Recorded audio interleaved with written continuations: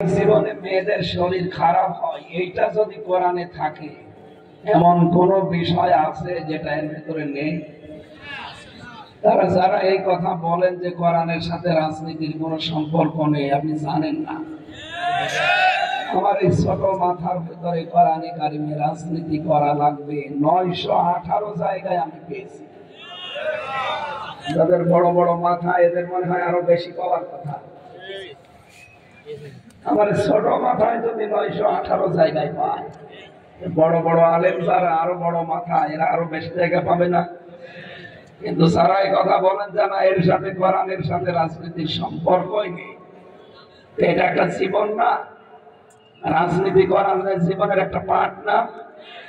আপনি সমাজ ছাড়া যেমন চলতে পারবেন না, পরিবার ছাড়া যেমন চলতে পারবেন না, রাজনীতি ছাড়াও আপনি বাঁচতে পারবেন না।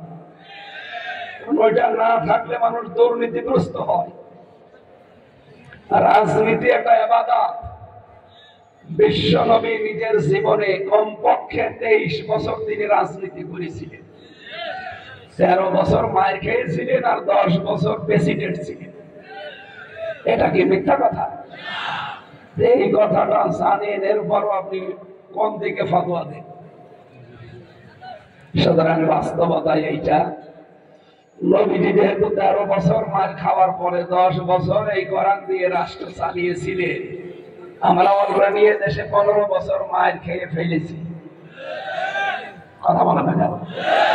এখন আমাদের উচিত এই কোরআন দিয়ে এই দেশ 10 বছর চালানো।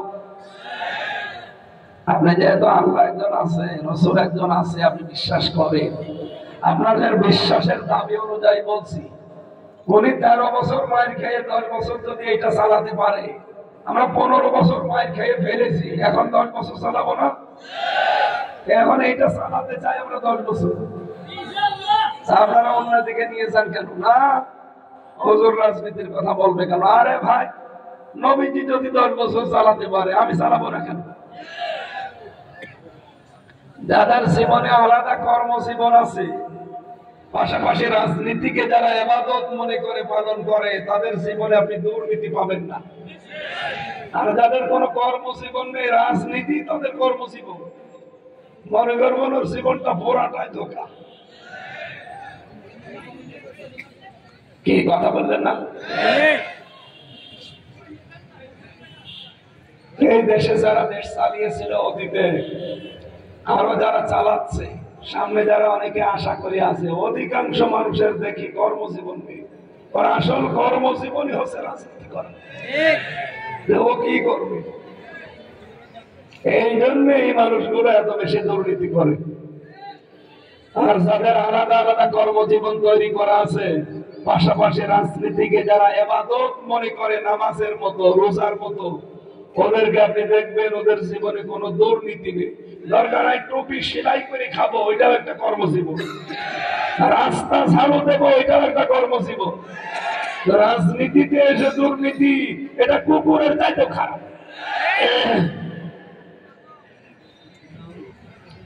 এই জন্য পৃথিবীতে কোন কাজ করলে আপনি কোন জাহান্নামের স্তরে পৌঁছাবেন, কোন কাজ করলে জান্নাতের কোন ঠিকানায় থাকবেন, আমি একটা বইও লিখেছি। এই বইটা জেলখানার ভেতরে হালকা করেছিলাম যে এই কাজ করলে আপনি এই জান্নাতের স্তরে যেতে পারবেন, আর এই কাজ করলে জান্নাতের অমক জায়গায় যাবেন। আমরা অধিকাংশ মানুষ এখানে, এই মুরব্বী সহ, আমার মনে হয় যদি জিজ্ঞাসা করি এখন জাহান্নাম কয়টা বলেন তো?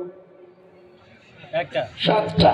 জান্নাত আমিও এটাই বলেছি, কোনদিন চিন্তা ভাবনা করেছি?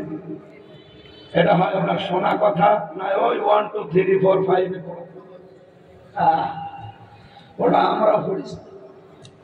এই কোরআনে কারিমে আল্লাহ এরকম তথ্য দেননি যে জান্নাত 8টা, জাহান্নাম 7টা না। সূরা হিজরের 44 নম্বর আয়াতে আছে লাহা সাবাকাতু আবওয়াব, জাহান্নামের দরজা 7টা। জাহান্নামের দরজা কয়টা? 7টা। লিকুল্লি ইমরিইন লিকুল্লি বাবিন মিনহুম জুজউম মাকসুম। দুনিয়ায় যে সেই ধরনের অপরাধ করবে, কিয়ামতের দিন আল্লাহ তাকে ওই জায়গায় ওই দরজা দিয়ে প্রবেশ করাবে। তাহলে আমাদের এই আয়াত থেকে শিক্ষা নেওয়া দরকার, আমি কোন কাজে আছি। জান্নাতের দরজা যেহেতু 8টা, জাহান্নামের দরজা 7টা। যে যেই ধরনের কাজ করবে, আমল করবে, তার উপরে ভিত্তি করে আল্লাহ তাকে ওই দরজা দিয়ে প্রবেশ করাবে। এখন আমি দেখি যে আমি কোন দরজা দিয়ে যাওয়ার মতো উপযুক্ত। জাহান্নামের প্রথম দরজার নাম হচ্ছে জাহান্নাম। নাম কি? নামই জাহান্নাম। আল্লাহ পাক বলেন ইন্না জাহান্নামা কানাত মিরসাদা। সূরা নাবার ভেতরে আছে 21-22 নম্বর আয়াত। জাহান্নাম একটা ফাঁদ, লিত্তাগিনা মাআবা। 2টা গুণ বিশিষ্ট মানুষকে আল্লাহ দরজা দিয়ে প্রবেশ করাবে। তাহলে জাহান্নাম এটা একটা দরজার নাম। কথা বলেন না? এই যে এটা একটা মাদ্রাসা মনে করে, এই মাদ্রাসায় 1 থেকে 10 পর্যন্ত পড়ায়। এর আলাদা আলাদা প্রত্যেকটা ক্লাসরুম আছে না? যে যেই ক্লাসে পড়বে ওই ক্লাসের দরজা দিয়ে প্রবেশ করবে। ক্লাস 3 পড়ে, ও ক্লাস 9 এর ক্লাসে ঢুকে প্রবেশ করে পড়তে পারবে, তবে ঢুকতে দেবে। মাদ্রাসা কর্তৃপক্ষ যারা আছে বলবে বেটা তুই পড়িস 3 যা। আরো যদি দেখে যে না এর যা অবস্থা, এর 3ও রাখা যাবে না। এক সাইডে যে কাজ ছিল বাবার কাছে, আব্বা বলছে কি হয়েছে? আব্বা রেজাল্ট দিয়েছে পরীক্ষার রেজাল্ট দিয়েছে তো ভালো, তুই কি পাস না ফেল? কথা বলে না, কান্নাকাটি করে। দিয়েছে 2 থাপ্পড়। তুই বলবি তো তুই পাস না ফেল?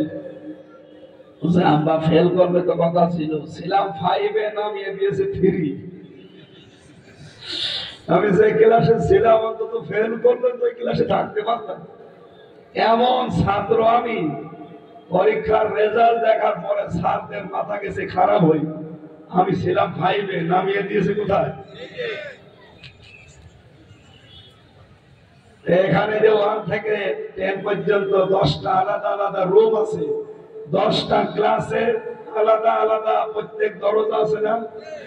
যে যেই ধরনের তাকে ওই দরজা দিয়ে এ মাদ্রাসার যারা, স্কুলের যারা কর্তৃপক্ষ, স্যার যারা বলে এই দরজা দিয়ে তুই প্রবেশ কর, ওখানে লেখা থাকে 1, 2, 3 লেখা থাকে না?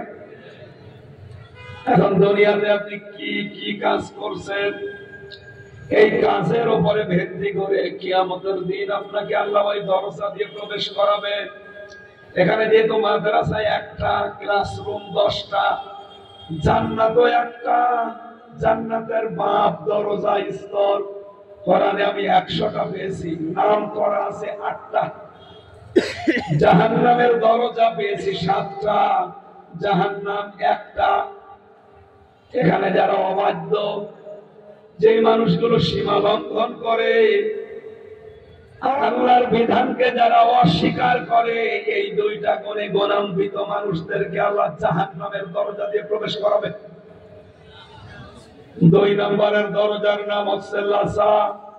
কাল্লা ইন্নাহা লাসা নাসাআতাল লিশাওয়া তাদউ মান আদবারা ওয়া তাওয়াল্লা ওয়া জামাআ ফাআওয়া। সূরা মারিদের ভেতরে আছে লাসা, এটা তো ভয়ঙ্কর। রব্বুল আলামিন বলেন এখানে প্রবেশ করার সঙ্গে সঙ্গে মানুষের চামড়া খসে যাবে।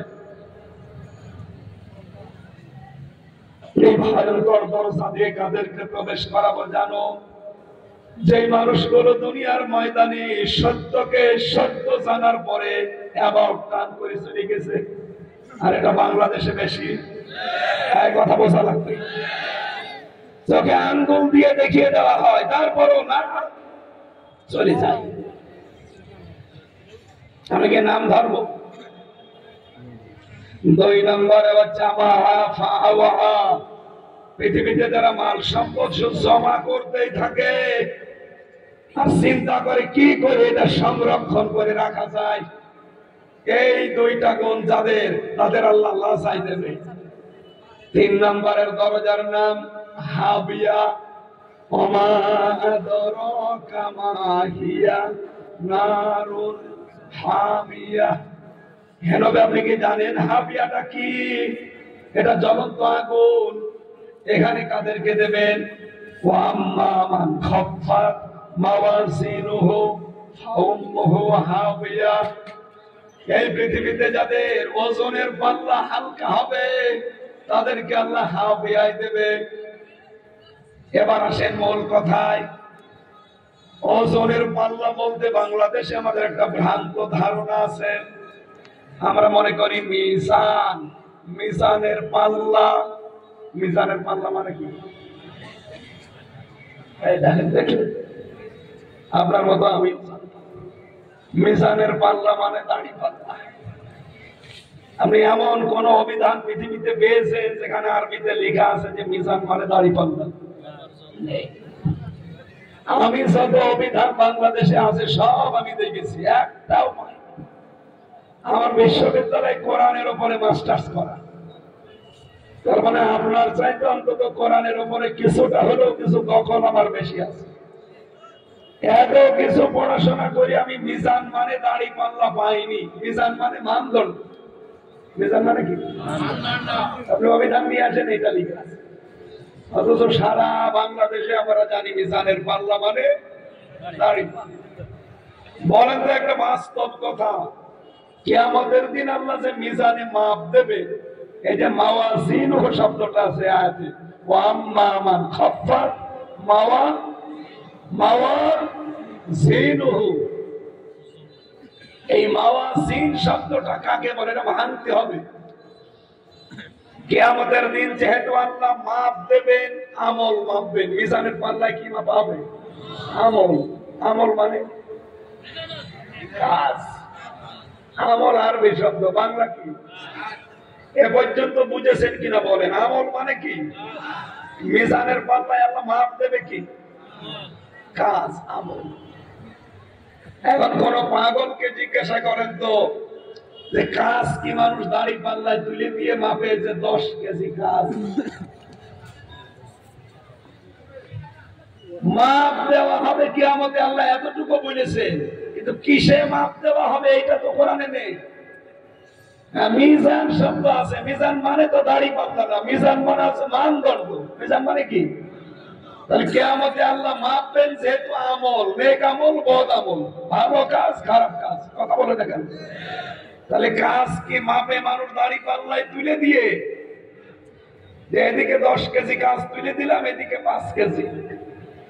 কাজ মাপতে হয় গুরুত্বের ভিত্তিতে। কি কথা বলছেন তো? এই যে বিশাল ব্যান্ডেজ, যদি বলি এটা মেপে দেন তো দাড়ি পাল্লায় তুলে দেবে, এটা মাপতে হলে কি লাগবে? হ্যাঁ, ফিতা লাগবে, ফিতা, গজ।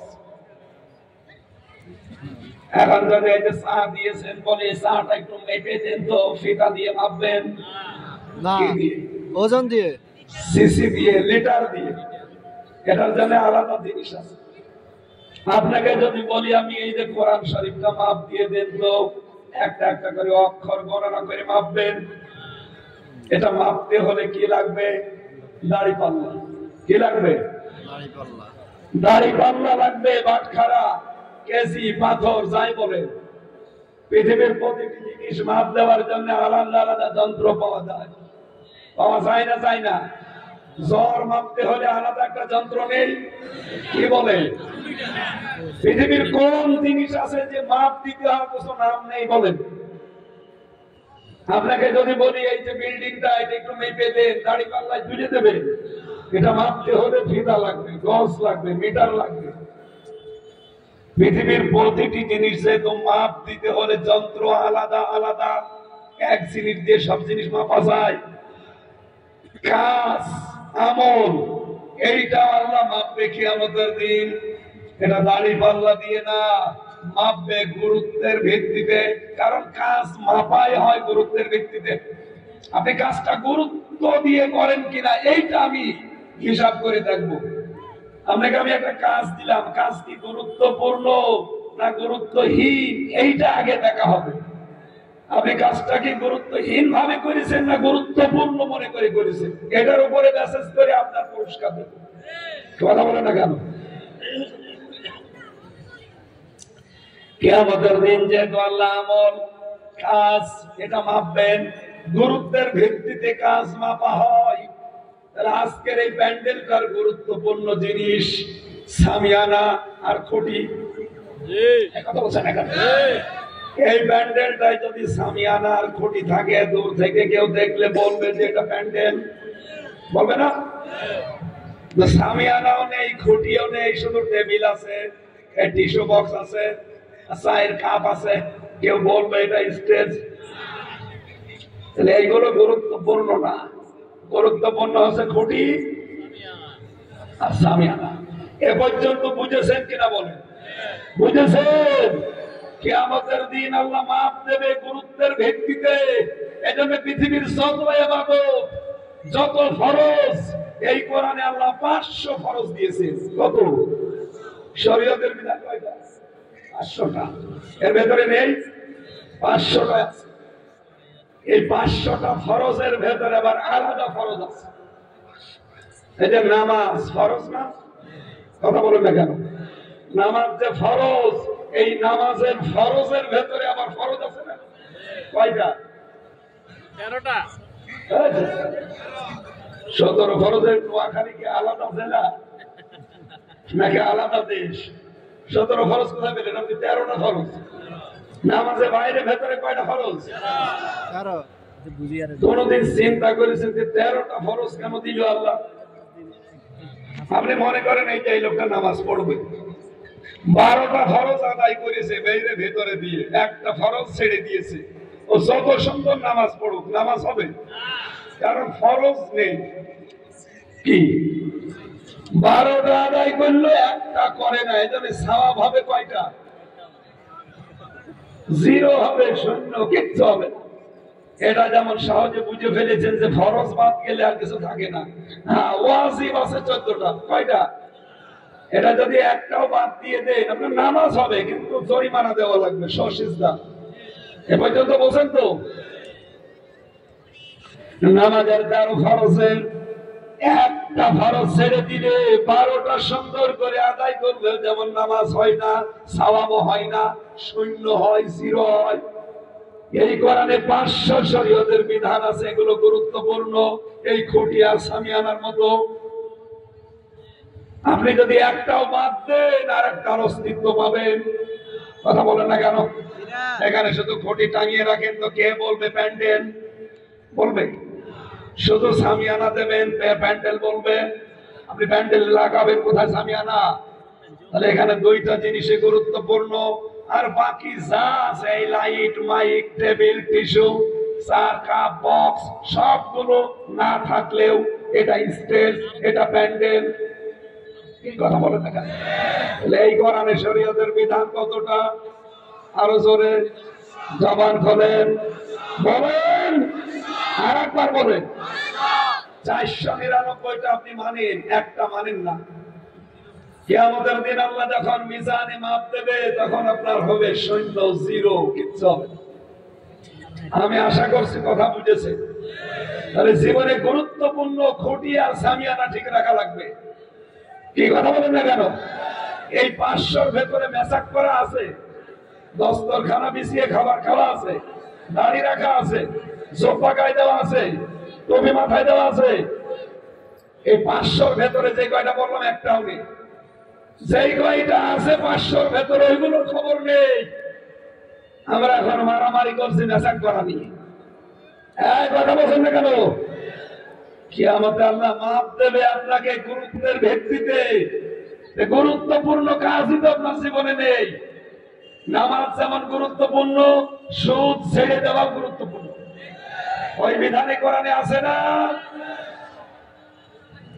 কত মানুষ এই যে টাকা ছেড়ে রাখে, টাকা আসে, 1000 টাকা দিলে 200 টাকা বেশি দেয়। এই এলাকায় আছে। এটা কি বলে? এটা মায়ের সাথে জেনা করার করা হচ্ছে। বলেন, মায়ের সাথে জেনা করে এসে আপনি নামাজে দাঁড়ালেন, নামাজ হবে? তার মানে গুরুত্বপূর্ণ খুঁটি নেই আপনার। এজন্য আশা করছে আপনি হাবিয়া দশকের অধিকারী হয়ে যাচ্ছেন, ওই দরজা দিয়ে আল্লাহ প্রবেশ করাবেন। গুরুত্বপূর্ণ কোন কাজ যেন জীবনে ছেড়ে না যায়।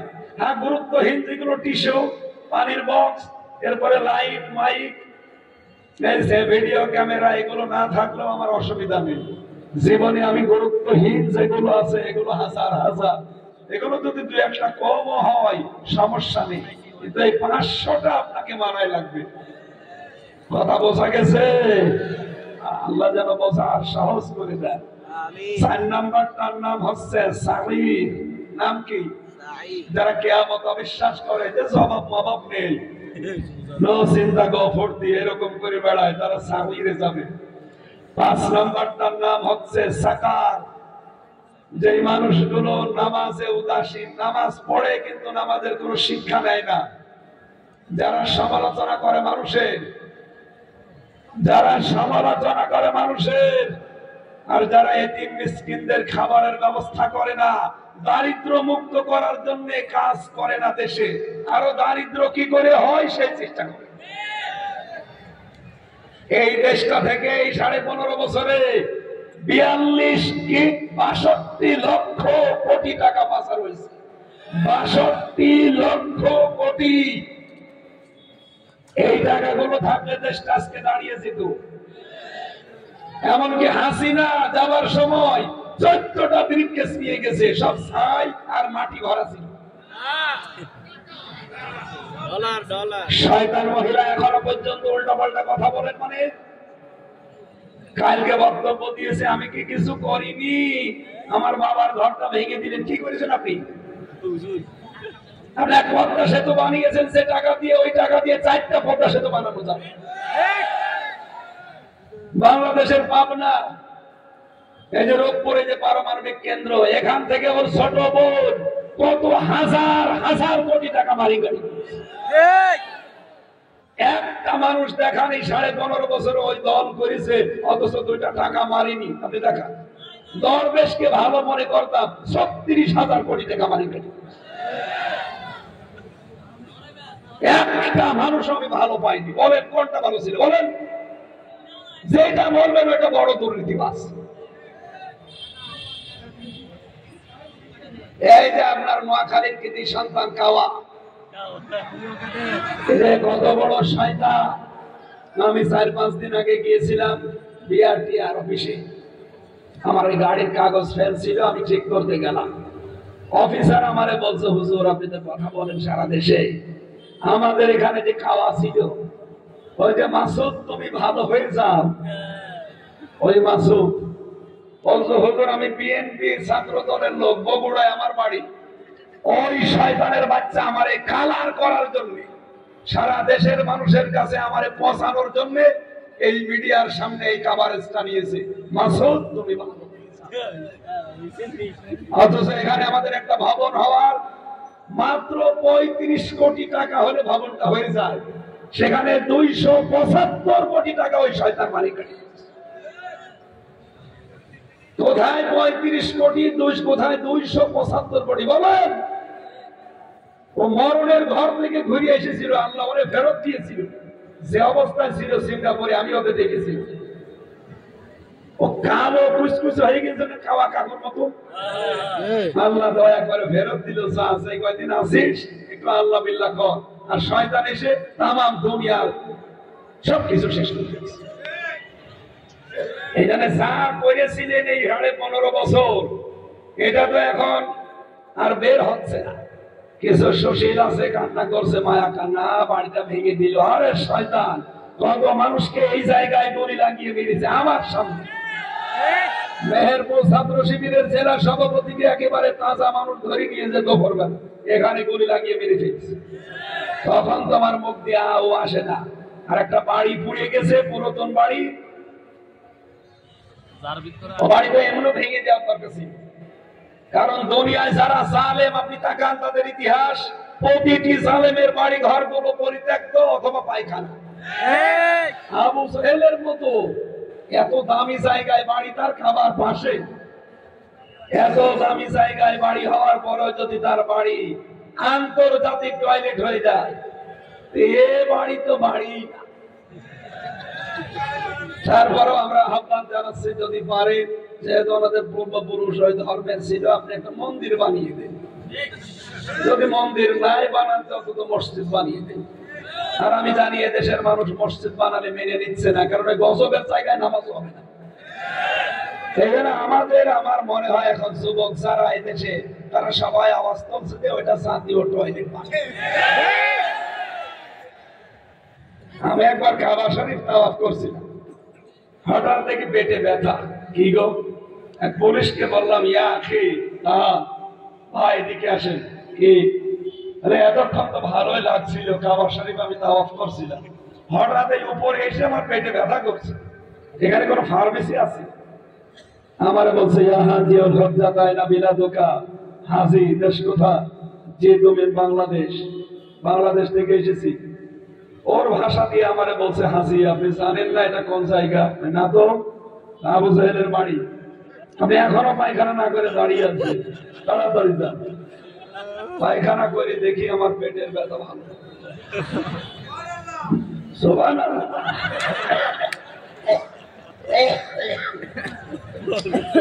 আল্লাহ যেন আমাকে জানাতে চাই, হামজা এত টাকা খরচ করে আসলে ৬,৫০০ কিলোমিটার দূর সেই বাংলাদেশ, আরে শয়তানের বাড়িতে পায়খানা না করে চলে যাবা, তাড়াতাড়ি করব। আমার তো মনে হচ্ছে সামনে এখন অনেকের ইতিহাস প্রায় হবে। আমার কুষ্টিয়ার হানিফের বাড়ি অলরেডি টয়লেট হয়ে গেছে, ৪-৫ জন করে যায়, কেউ এদিকে কেউ এদিকে কেউ এদিকে, মানে অথচ আমার বদ্ধ টয়লেট চলছে। এমনিতে এগুলো করেনি, ওরা খুলনা বিভাগে কোথায় কোথায় কার উপরে মামলা দেওয়া হবে, জুলুম করা হবে, মিথ্যা মামলা দেবে, কার বাড়ি ঘর ভাঙবে, ওখান থেকে ষড়যন্ত্র হইত। আর সারা বাংলাদেশে কি হবে সেটা হয়তো ওখানে। এই কারণে আল্লাহ এই জায়গাগুলো অভিশপ্ত করে দিয়েছে। আমি এটা বানিয়ে বলছি, সূরা নম্বরে পাবেন 19 নম্বর পারা 20 নম্বর পৃষ্ঠা, এটা হচ্ছে 7 নম্বর লাইনে 52 নম্বর আয়াতে আছে। ফাতিলকা বুয়ুতুহুম খাওয়ায়াতাম বিমা যালামু। আল্লাহ বলেন এই সেই ঘরগুলো যেগুলো পরিত্যক্ত হয়ে আছে, জনশূন্য হয়ে গেছে, বিমা যালামু, এই জালেমদের জুলুমের কারণে। আয়াতটা নাযিল হওয়া ১৫০০ বছর আগে, আর আমার মনে হয় আল্লাহ এই মাত্র বাংলাদেশ দেখে নাযিল করছে। আপনি তাকান সারা দেশের অবস্থায়। এই কিশোরগঞ্জ থেকে আসলাম কয়েকদিন আগে, যে দেখি যে মেন ঘর ওটা এখন জাতীয় টয়লেট ওদের জন্য, একেবারে শহরের উপর। সারা বাংলাদেশ ঘুরছি তো, সারা দেশে অবস্থায়। কালা কাকর বাড়িতে যাচ্ছিল, গতকালকে ছাত্ররা সব শেষ করে দিয়েছে। জালেমদের বাড়ি ঘর আল্লাহ রাখে না, এগুলো সব আল্লাহ ডেড সি বানিয়ে দেয়। মৃত সাগর, জর্ডানে যান সেটাকে ডেড সি হয়ে গেছে, মৃত সাগর বানিয়ে দিয়েছে আল্লাহ। এই জন্য এতদিন যারা জুলুম করেছেন তাদের বাড়ি ঘর রাখবে না আল্লাহ, হয় জনশূন্য করে দেবে অথবা পরিত্যক্ত বানিয়ে দেবে। এটা তো ছিল জালেমদের জন্য, পরের অংশটা আমাদের জন্য। ইন্না ফি যালিকা লাআয়াতাল লিকাওমি ইয়ালামুন, এখানে নামে তাকিদ আছে। আল্লাহ বলেন অবশ্যই এর ভেতরে শিক্ষা আছে। কাদের জন্য? লিকাওমি ইয়ালামুন, যারা জ্ঞানী তাদের জন্য।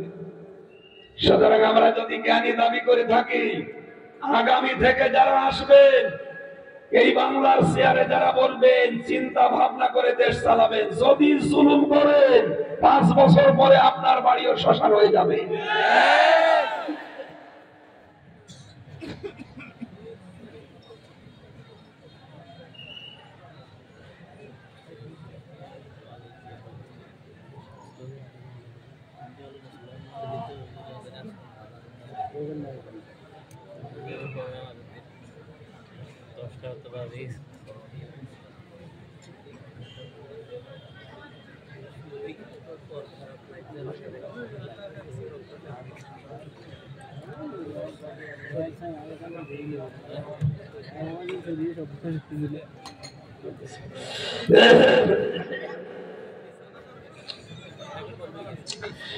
আরে ভাই, জালেমরা 3টা বছরে এমন কোন টর্চার নেই রিমান্ডে আমার শরীরের উপর করে না, একেবারে ধ্বংস করে।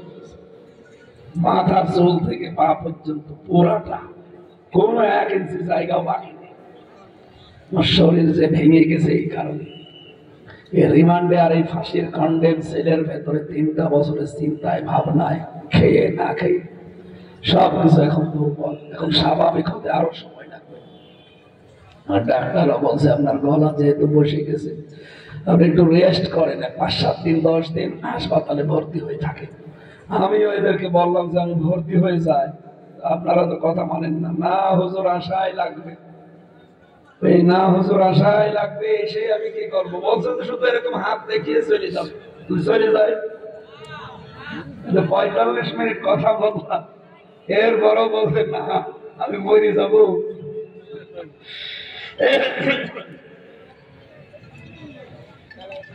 সুবহানাল্লাহ আলহামদুলিল্লাহ লা ইলাহা ইল্লাল্লাহ সুবহানাল্লাহ।